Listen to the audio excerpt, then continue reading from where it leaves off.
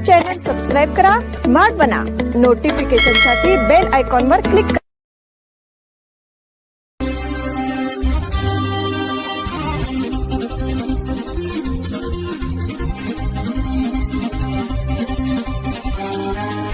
नमस्कार, स्मार्ट न्यूजच्या आजच्या बुलेटिनमध्ये आपलं स्वागत. ईव्हीएम अहवाल राज्य सरकारच्या संकेतस्थळावरून हटविला.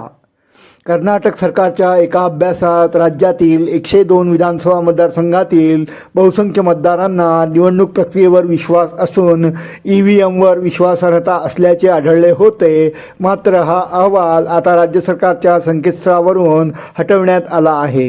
डेक्कन हेराल्डच्या वृत्तानुसार अहवालानुसार कर्नाटक मॉनिटरिंग अँड इव्हॅल्युएशन अथॉरिटीच्या संकेतस्थळावर ऑगस्ट 2025चा हा अहवाल आता उपलब्ध नाही. हा अहवाल काही दिवसांपूर्वी सार्वजनिक करण्यात आला होता, मात्र आता तो काढून टाकण्यात आला आहे. या संदर्भातील सर्वेक्षण अभ्यास कर्नाटक सरकारच्या नियोजन, कार्यक्रम निरीक्षण आणि सांख्यिकी विभागांतर्गत येणाऱ्या KME कडून करण्यात आला होता, असे वृत्त आहे. या अभ्यासात राज्यातील 102 विधानसभा मतदारसंघातील आणि बेंगळूर, बेळगाव, मैसूर व कलबुर्गी या 4 प्रशासकीय विभागातील एकूण 5100 मतदारांचा समावेश होता. हा अभ्यास कर्नाटकाचे मुख्य निवडणूक अधिकारी यांच्या आदेशावरून करण्यात आला होता. सूत्रांनी सांगितले की हा अहवाल पुढील मूल्यांकन आणि पुनरावलोकन प्रक्रियेसाठी ठेवण्याचा निर्णय घेण्यात आला आहे. बांगलादेशमध्ये हिंदूंच्या हत्याकांडाचे सत्र सुरूच. बांगलादेशमध्ये अल्पसंख्याक हिंदूंवर होणारे हल्ले थांबले नसून नवीन वर्षाच्या पूर्वसंध्येला एका हिंदू व्यावसायिकाला जमावाने मारहाण केली होती. तसेच चाकूने वार करून त्यांना गंभीर जखमी केले होते. त्यांचा उपचारादरम्यान मृत्यू झाला आहे. खोकन चंद्र असे त्यांचे नाव असून त्यांना जमावाने जाळण्याचाही प्रयत्न केला होता. मात्र तलावात उडी मारल्याने ते त्यावेळी बचावले होते. मात्र उपचारादरम्यान गंभीर दुखापतीमुळे त्यांचा मृत्यू झाला आहे. हिंदू व्यापारी कोकण चंद्र यांचे शनिवार दिनांक 3 जानेवारी रोजी ढाका येथील नॅशनल बर्न इन्स्टिट्यूटमध्ये निधन झाल्याची माहिती देण्यात आली. शर्यतपूरच्या दामुड्या उपजिल्हा येथे आगीमध्ये जखमी झालेले खोकन दास यांचे आज निधन झाले आहे, असे नॅशनल बर्न इन्स्टिट्यूटचे प्राध्यापक डॉक्टर शाऊन बिन रहमान यांनी सांगितले. डॉक्टरांनी सांगितले की त्यांच्या श्वसन मार्गावर गंभीर जखमी झाल्यामुळे त्यांचा मृत्यू ओढवला आहे. 9 वर्षाच्या पूर्वसंध्येला हा क्रूर हल्ला झाला होता. या प्रकारामधून बांगलादेशमध्ये सुरू असलेल्या हत्याकांडाचे प्रकरण पुन्हा एकदा सामोरे आले आहे. तसे हिंदूंच्या संदर्भातील मुद्दा पुन्हा गंभीर बनला आहे. उच्चाधिकार समितीची बैठक बोलवण्यासंदर्भात खासदार माने यांचे पत्र. महाराष्ट्र कर्नाटक सीमा प्रश्नावर बुधवार दिनांक 21 जानेवारी रोजी सर्वोच्च न्यायालयात सुनावणी होणार आहे. या सुनावणीपूर्वी महाराष्ट्र शासनाने पूर्वतयारी म्हणून वकिलांची बैठक घ्यावी, तसेच उच्चाधिकार समितीची बैठक तातडीने बोलवावी, अशी मागणी सीमा प्रश्नासाठी नियुक्त तज्ज्ञ समितीचे अध्यक्ष खासदार धैर्यशील माने यांनी महाराष्ट्राचे मुख्यमंत्री देवेंद्र फडणवीस यांच्याकडे पत्राद्वारे केली आहे. महाराष्ट्र शासनाने खटल्याच्या सुनावणीची पूर्वतयारी करणे अत्यंत आवश्यक आहे. यामध्ये वरिष्ठ वकिलांच्या बैठका, साक्षीदारांची शपथपत्रे आणि खटल्याबाबतची रणनीती ठरवणे गरजेचे असल्याचे पत्रात नमूद करण्यात आले आहे. बुधवार दिनांक 21 जानेवारी रोजी सर्वोच्च न्यायालयात होणारी सुनावणी ही सीमा प्रश्नाच्या मूळ दाव्यावर होणार असल्यामुळे याला विशेष महत्त्व आहे. त्यामुळे महाराष्ट्र सरकारने याकडे गांभीर्याने पाहावे आणि याची गांभीर्याने दखल घेऊन तातडीने बैठक बोलवावी, अशी मागणी खासदार धैर्यशील माने यांनी केली आहे.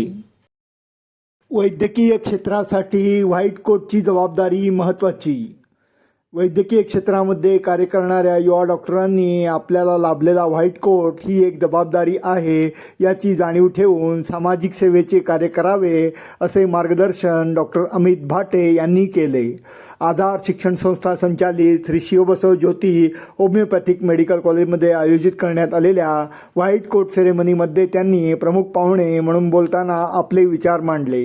कार्यक्रमाच्या अध्यक्षस्थानी संस्थेचे चेअरमन प्राचार्य डॉक्टर DT बामणे होते. संस्थेच्या उपाध्यक्ष डॉक्टर पूजा बामणे, उपप्राचार्य डॉक्टर MM साणिकोप, यावर्षीच्या प्रथम विद्यार्थ्यांचे मार्गदर्शक डॉक्टर सुनील चौगुले आदी उपस्थित होते. सुरुवातीला सॅम्युएल हॅनेमन यांचे यांच्या प्रतिमेला पुष्पहार अर्पण करण्यात आला. दीपप्रज्वलन करून कार्यक्रमाचे उद्घाटन करण्यात आले. या कार्यक्रमाच्या माध्यमातून BHMS अभ्यासक्रमाच्या विद्यार्थ्यांना डॉक्टरांसाठीच्या व्हाईट कोटचे वितरण करण्यात आले. डॉक्टर अस्मिता पाटील यांनी पाहुण्यांचा परिचय करून दिला. डॉक्टर सविता मठद यांनी वैद्यकीय सेवेची शपथ दिली. डॉक्टर सबिहा रंगरेज यांनी आभार मानले. कार्यक्रमाचे सूत्रसंचालन डॉक्टर प्रशांत भोसले यांनी केले. खादरवाडी रस्त्यासाठी आंदोलन सुरूच.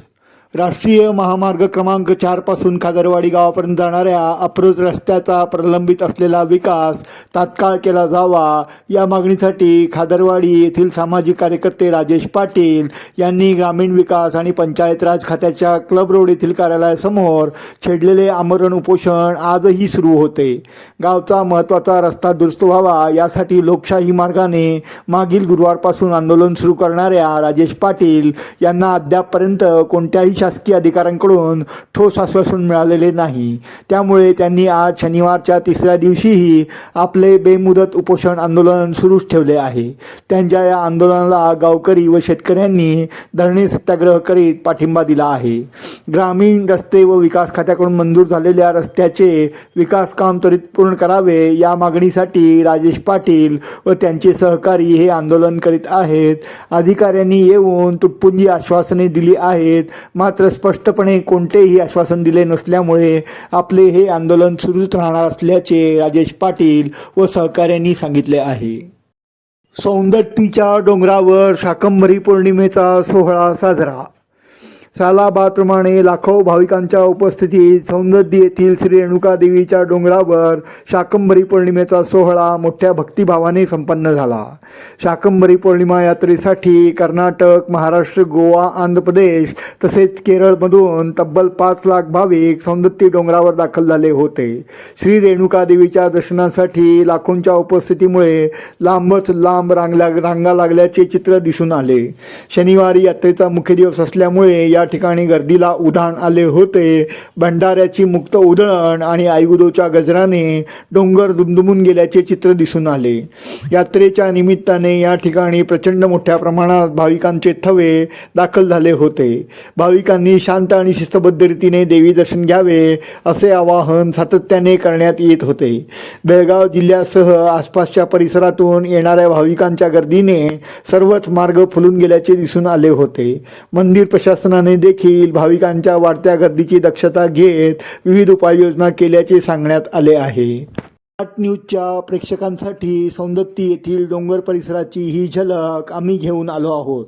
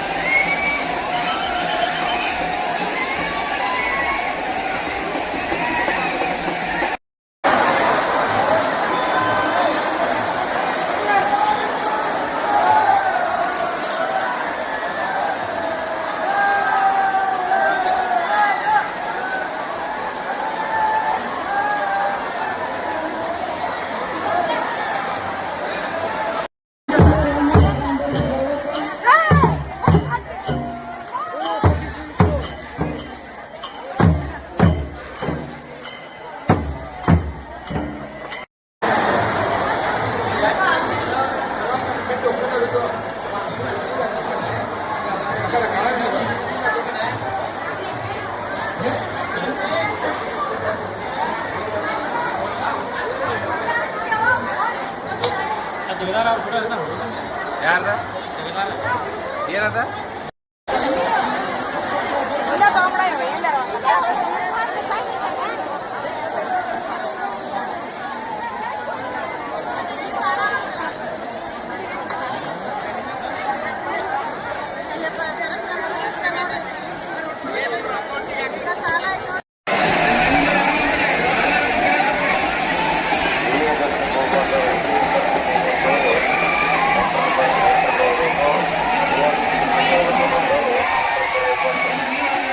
Gracias.